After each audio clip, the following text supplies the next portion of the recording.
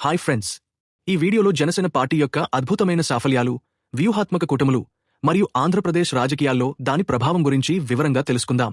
BJP, టీడీపీతో జనసేన ఏర్పరచిన కూటములు, వైఎస్ఆర్సీపీ పాలనకు వ్యతిరేకంగా రూపొందించిన ఒప్పోజిషన్ వ్యూహాలు మరియు రాష్ట్ర రాజకీయాల్లో జనసేన యొక్క కీలక పాత్ర గురించి ఈ వీడియోలో చర్చిస్తాం.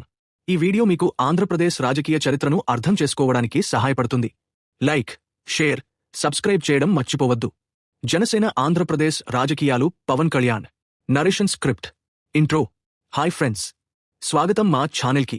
నీవు కొత్తగా ఈ ఛానల్ని సబ్స్క్రైబ్ చేస్తే బెల్ ఐకాన్ని క్లిక్ చేయడం మర్చిపోవద్దు, ఎందుకంటే మీకు మా లేటెస్ట్ వీడియోల నోటిఫికేషన్స్ వస్తాయి. నీవు ఆంధ్రప్రదేశ్ రాజకీయాల గురించి ఆసక్తిగా ఉన్నావా? అయితే ఈరోజు వీడియో నీకు ఖచ్చితంగా నచ్చుతుంది. మనం ఈరోజు చర్చించబోయేది జనసేన పార్టీ యొక్క సాఫల్యాలు, దాని వ్యూహాత్మక కూటములు మరియు ఆంధ్రప్రదేశ్ రాజకీయాల్లో దాని కీలక పాత్ర గురించి. ఈ వీడియోలో జనసేన ఎలా బీజేపీ, టీడీపీలతో కూటములు ఏర్పరచింది, వైఎస్ఆర్సీపీ పాలనకు వ్యతిరేకంగా ఎలాంటి వ్యూహాలు రూపొందించింది మరియు రాష్ట్ర రాజకీయాల్లో ఎలా ప్రభావం చూపింది అనే విషయాలను వివరంగా తెలుసుకుందాం. సో, రెడీగా ఉన్నారా? వెంటనే మొదలు పెడదాం.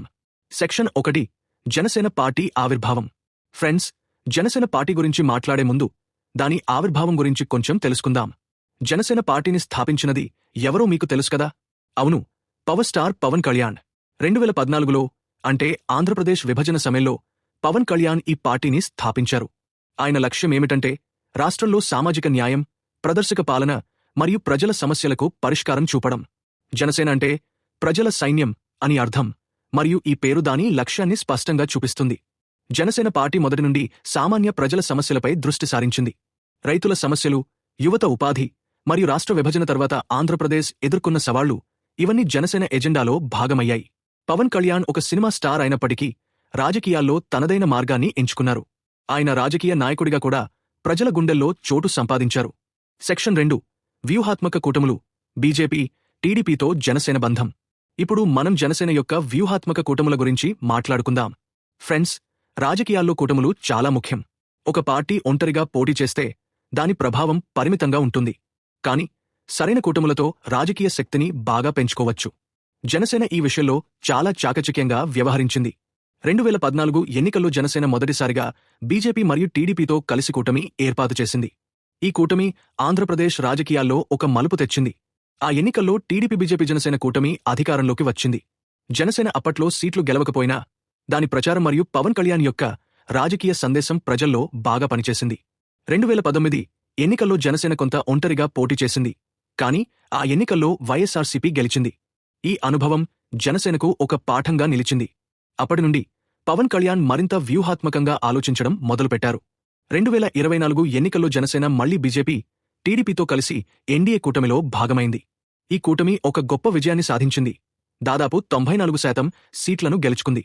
ఈ కూటమిలో జనసేన యొక్క పాత్ర చాలా కీలకం. జనసేన కేడర్ మరియు టీడీపీ కేడర్ కలిసి పనిచేసిన తీరు ఓట్ల బదిలీని సమర్థవంతంగా జరిగేలా చేసింది. ఈ విజయం జనసేన యొక్క వ్యూహాత్మక దక్షతను చూపిస్తుంది. భోగాపురం మరియు పాలకొండ అసెంబ్లీ సీట్లను జనసేన గెలుచుకుంది మరియు పవన్ కళ్యాణ్ డిప్యూటీ సీఎం అయ్యారు. సెక్షన్ 3, వైఎస్ఆర్సీపీకి వ్యతిరేకంగా ఒప్పోజిషన్ వ్యూహం. ఇప్పుడు మనం జనసేన యొక్క ఒప్పోజిషన్ వ్యూహం గురించి మాట్లాడుకుందాం. 2019 నుండి 2024 వరకు వైఎస్ఆర్సీపీ అధికారంలో ఉంది. ఈ సమయంలో జనసేన వైఎస్ఆర్సీపీ పాలన లోపాలను ఎత్తిచూపడంలో కీలక పాత్ర పోషించింది. పవన్ కళ్యాణ్ వైఎస్ఆర్సీపీ యొక్క ఆర్థిక దుర్వినియోగం, అవినీతి మరియు ప్రజా వ్యతిరేక విధానాలను నిరంతరం విమర్శించారు. ఉదాహరణకు, వైఎస్ఆర్సీపీ యొక్క సూపర్ 6 హామీలను జనసేన మరియు టీడీపీ కలిసి ఎండగట్టాయి. ఈ హామీలు ఎన్నికల సమయంలో ఇచ్చినవి, కానీ అమలు చేయడంలో వైఎస్ఆర్సీపీ విఫలమైందని జనసేన నాయకులు ప్రజలకు వివరించారు. జనసేన యొక్క ఈ విమర్శలు ప్రజల్లో అవగాహన కల్పించాయి మరియు 2024 ఎన్నికల్లో ఎన్డీఏ కూటమి విజయానికి ఇది ఒక కారణం. జనసేన యొక్క సోషల్ మీడియా వ్యూహం కూడా చాలా బలంగా ఉంది. పవన్ కళ్యాణ్ యువతను సోషల్ మీడియా ద్వారా ప్రజల సమస్యలను ఎత్తిచూపమని ప్రోత్సహించారు. ఈ విధంగా జనసేన యొక్క సందేశం గ్రామీణ ప్రాంతాల నుండి నగరాల వరకు చేరింది. సెక్షన్ 4, జనసేన యొక్క సాఫల్య విశ్లేషణ. ఫ్రెండ్స్, జనసేన యొక్క సాఫల్యాలను చూస్తే ఒక విషయం స్పష్టంగా కనిపిస్తుంది. ఈ పార్టీ రాజకీయ వ్యూహంలో మాత్రమే కాకుండా ప్రజలతో నేరుగా సంబంధం కలిగి ఉండడంలో కూడా దూసుకెళ్లింది. 2024 ఎన్నికల్లో జనసేన గెలిచిన 2 సీట్లు చిన్న విజయంగా కనిపించవచ్చు, కానీ ఈ విజయం జనసేన యొక్క ప్రభావాన్ని చూపిస్తుంది. జనసేన యొక్క బలం దాని కేడర్లో ఉంది. పవన్ కళ్యాణ్ యొక్క ఫ్యాన్ బేస్, యువత మరియు సామాజిక న్యాయం కోరుకునే వారంతా జనసేన వెనుక నిలబడ్డారు. ఈ కేడర్ టీడీపీతో కలిసి పనిచేసి ఎన్డీఏ కూటమి విజయానికి బాగా దోహదపడింది.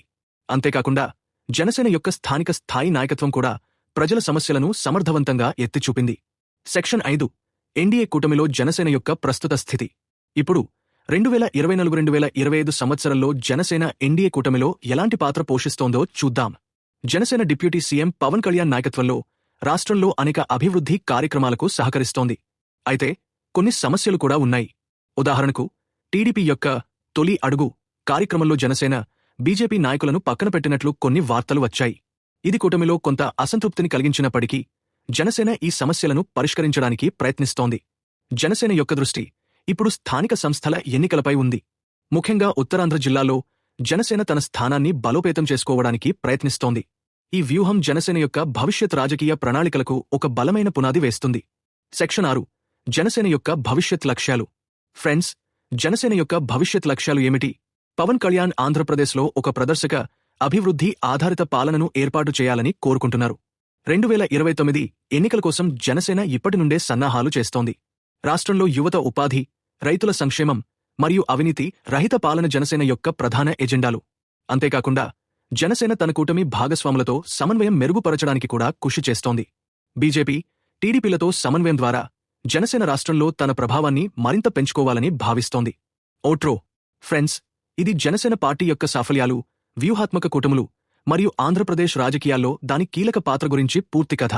ఈ వీడియో మీకు నచ్చినట్లయితే లైక్ చేయడం మర్చిపోవద్దు. మీ స్నేహితులతో షేర్ చేయండి మరియు ఇంకా ఇలాంటి ఆసక్తికర వీడియోల కోసం మా ఛానల్ని సబ్స్క్రైబ్ చేయండి.